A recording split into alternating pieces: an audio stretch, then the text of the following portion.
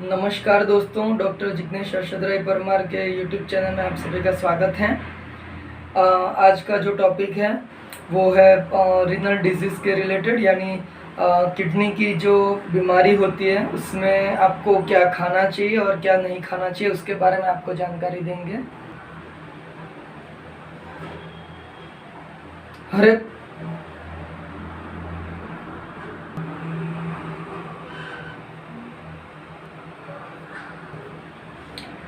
दोस्तों, किडनी की बीमारी में ज़्यादातर जो किडनी का फिल्ट्रेशन पावर है वो कम हो जाता है। तो उसकी वजह से उसमें जो प्रोटीन नॉर्मली किडनी पकड़ के रखती है, छोड़ती नहीं है, तो वो छूट जाता है और यूरिन में प्रोटीन जाने लगता है। तो दोस्तों, आपको प्रोटीन वाली चीज़ें ज़्यादा लेनी होगी, जैसे मूंग, चना, ये सब चीज़ें आपको ज़्यादा लेना है। माने करीबन 500 ग्राम, चलो कम से कम 100-150 ग्राम तो रोज़ का ले लीजिए एटलीस्ट, ताकि आपके शरीर में अगर प्रोटीन बना रहेगा तो आपको ताकत बनी रहेगी और साथों साथ आपके शरीर में सूजन भी नहीं आएगी। क्योंकि जैसे ही प्रोटीन कम हो जाएगा, खास करके एल्ब्यूमिन जो है वो कम हो जाता है, तो उसकी वजह से पैरों में पूरा सूजन आने लगता है, फेस पर भी सूजन आने लगता है, ये सब होने लगता है। तो प्रोटीन वाली चीज़ें ज़्यादा लें, कठोर जो बोलते हैं वो सब चीज़ें ज़्यादा लें, पल्सेस उसको लेना होगा। मिनिमम आपको 100 से 150 ग्राम रोज़ाना लेना होगा।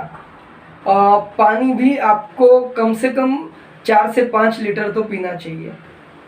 आप ऐसा हो तो टुकड़ों में पीजिए, पर पूरे दिन भर में एटलीस्ट 5 लीटर पानी पी लीजिए, ताकि जो पसीना वगैरह, जो गर्मी के दिनों में पसीना वगैरह से जो पानी का लॉस होता है वो कॉम्पेंसेट हो जाए और आपको कमज़ोरी महसूस ना हो।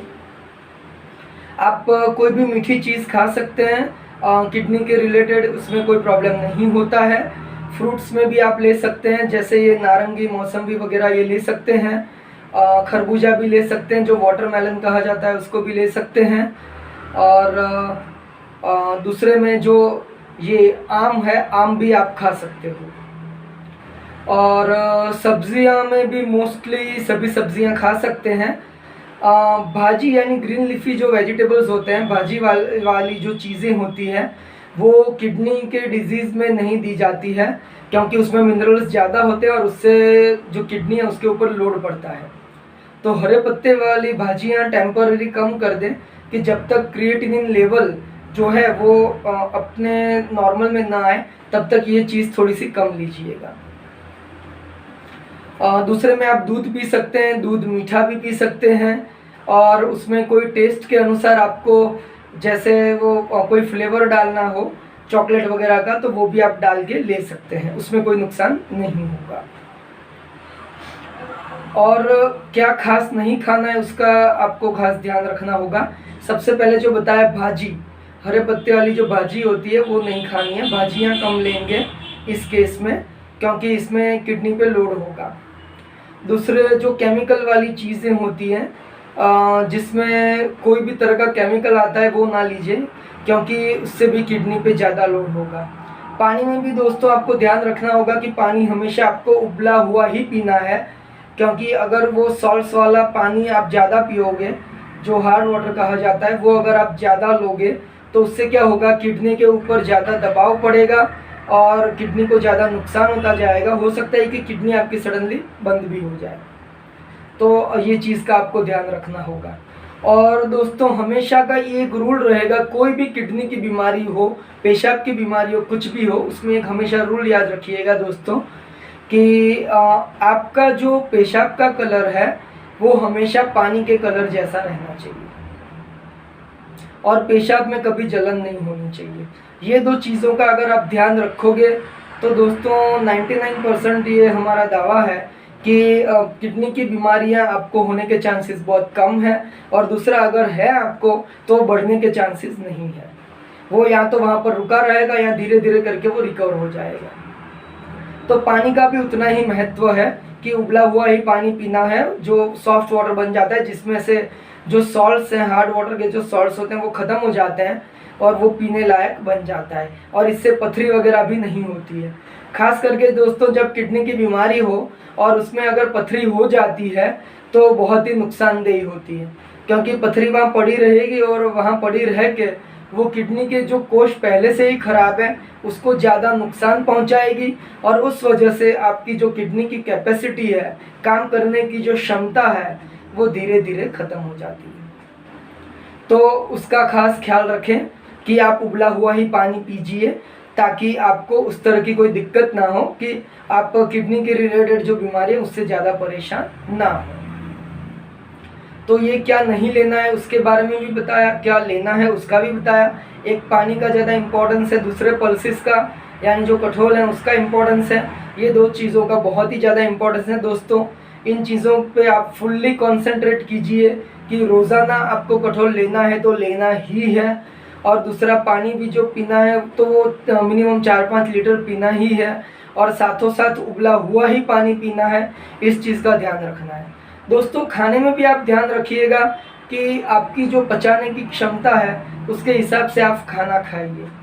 आप बहुत ज़्यादा भारी खाना मत खाइए और बहुत ज़्यादा मसालेदार भी मत खाइए, क्योंकि मसालेदार खाना खाने से क्या होगा कि वो ज़्यादा तीखा या ज़्यादा ही कुछ मसाले वाला होगा तो उससे आपको यूरिन में जलन होगी, और यूरिन में यानी पेशाब में जलन, वहाँ पेशाब के मार्ग में कहीं भी जलन होना, उसका मतलब ये होता है कि वो मार्ग में कहीं कोई घाव बन जाता है, छिलाव होता है, छिल जाने की नौबत आती है। तो वो छिल जाने से आपको वहाँ पे काफ़ी ज़्यादा दिक्कत होगी। कई बार बहुत ज़्यादा छिलने पर खून भी निकल सकता है। तो बेहतर है कि आप ज़्यादा तीखी और तली हुई चीज़ें ना खाएं, ताकि आपकी किडनी सेफ रहे। ये किडनी पे सीधा असर नहीं करता है दोस्तों। ये जो आपका जो मूत्र मार्ग होता है उस लेवल पे कुछ छिल जाता है, वहाँ पे इन्फेक्शन लगता है और वहाँ का इन्फेक्शन सीधा किडनी तक जाता है, तो उस वजह से किडनी को नुकसान होता है। इसलिए आप ये मत कीजिएगा।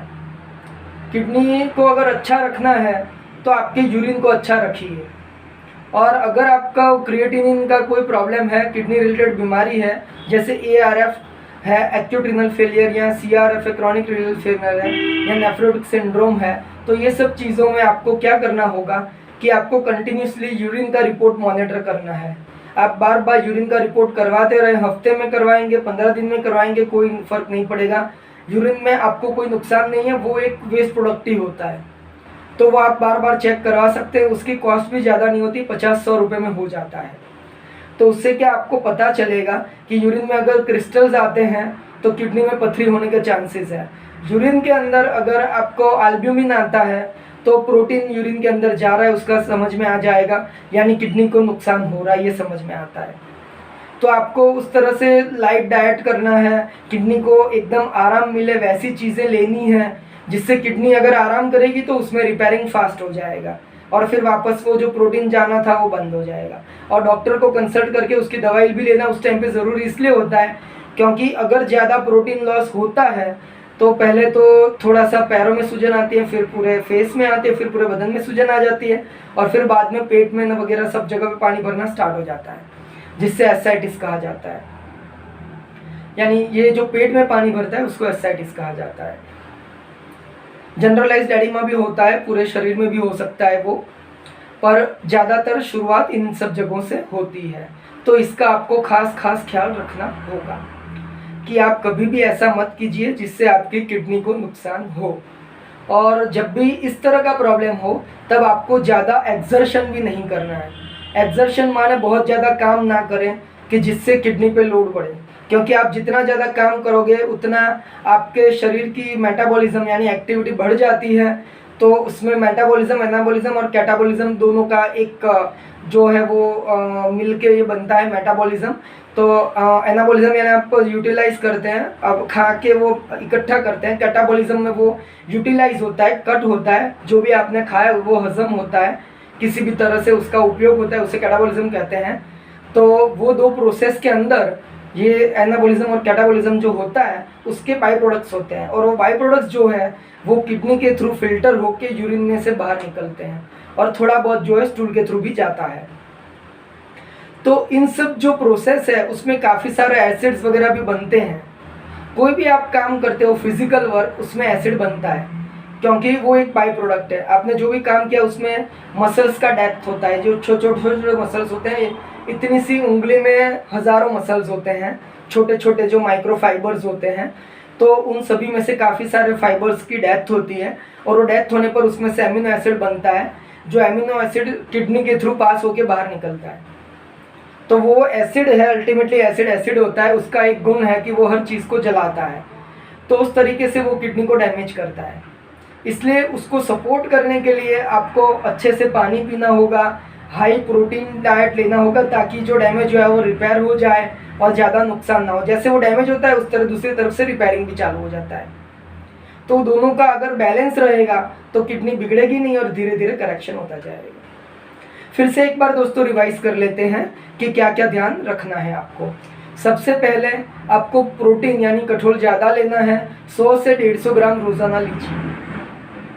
दूसरी बात, आपको पानी पीना है। किडनी की बीमारी इसलिए बहुत ज़्यादा पानी नहीं पी सकते, पर एटलीस्ट 4 से 5 लीटर पानी आपको पीना है, क्योंकि अगर 5 लीटर जितना पानी, जो बॉडी की रिक्वायरमेंट बेसिकली 5 लीटर होती है, बॉडी में 5 लीटर पानी घूमता रहता है, तो वो उतना पानी अगर बॉडी में घूमता रहेगा तो आपको कोई नुकसान नहीं है, सूजन नहीं आने देगा। ज़्यादा बढ़ जाएगा तो वो प्रॉब्लम क्रिएट कर सकता है। दूसरा, आपको भाजी नहीं खानी, हरे पत्ते वाली भाजी नहीं खानी है कि जिसमें मिनरल्स ज़्यादा होते हैं और मिनरल्स किडनी को लोड देते हैं, तो वो मत लीजिए। खाने में ऐसी चीज़ें खाएं जो आसानी से हजम होती है। फ्रूट्स में नारंगी, मौसम्बी वगैरह सब खा सकते हैं, आसानी से वो हजम हो जाता है। फ्रूट जूसेस ले सकते हैं। डायबिटीज़ नहीं होना है, डायबिटीज़ हो तो उसमें लिमिटेशन आ जाता है, पर ये नॉर्मल लोग सभी ये खा सकते हैं। डायबिटीज़ वालों को सिर्फ 4 चीज़ खा सकते हैं, और टेटी, तरबूज, नारंगी, मौसम्बी, बस उसके सिवा दूसरा कुछ खाना नहीं है। तो इन सब चीज़ों का आप रेगुलरली लीजिए। जो ध्यान रखने का बताया उसको भी आप कीजिए, और उबला हुआ ही पानी पीजिए, तो पथरी वगैरह ना हो आपको। ये सब चीज़ें आप करेंगे तो आपकी किडनी सेफ रहेगी, आप सुरक्षित रहेंगे, आप नॉर्मली दौड़ पाएंगे, काम कर पाएंगे, सब कुछ कर पाएंगे। तो दोस्तों, आशा करते हैं आपको आज का वीडियो बहुत ही पसंद आया होगा। अगर आपको ये पसंद आया हो तो इसे लाइक कीजिए, शेयर कीजिए, हमारे चैनल को सब्सक्राइब भी कीजिए, और इसी तरह के नए अच्छे से वीडियो के लिए आप हमसे जुड़े रहें। आज के लिए बस इतना ही, फिर मिलेंगे दूसरे कोई नए वीडियो के साथ। तब तक के लिए बाय बाय।